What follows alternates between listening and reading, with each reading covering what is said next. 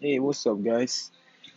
Today I'm in a 2015 Lexus gs350, and I'm gonna show you how to remove that light right there. Maintenance required. The first thing first, my car is running. You want to turn off your car and put it in the second position. Sometimes on this push start, there's only one position then start. So I'm gonna try one, power on, two, second position.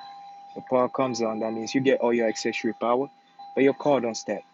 And now, when you got that, you want to come here because the keys we're going to be using is this. You want to put your trip and push it and put it on trip A. When you're on trip A, you want to redo the same thing I just did. Turn it off. And now you want to come, put your hand right here. You want to hold this and while you put your car in the second position. So I'm going to need my second hand to do this because I'm using my phone to record. So I'm going to keep my hand here and I'm going to come back here. I'm going to put it in the second position. That means I push on the push start button 2 times without putting my legs on the brake. So I'm going to be like 1, 2. And now you see a message displaying over there saying maintenance, resetting maintenance data. And boom, everything's ready. Then now hold up, guys.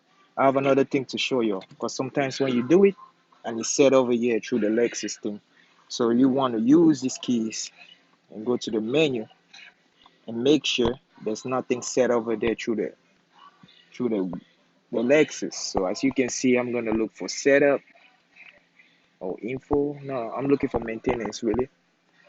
So I'm getting setup and I want to see if I'll find maintenance.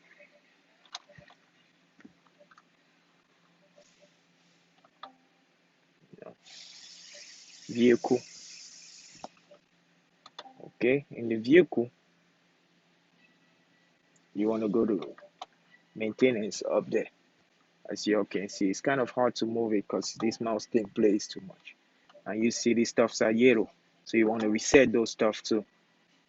You know, reset, and whatever you're doing, me right now, I'm doing the, how they call it, I'm doing the oil change and the tire rotation. So I'm going to reset all of these.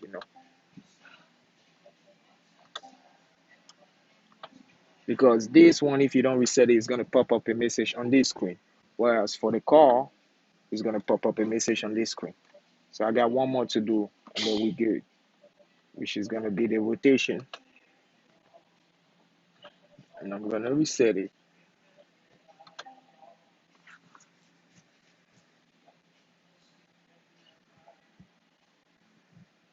Okay, guys.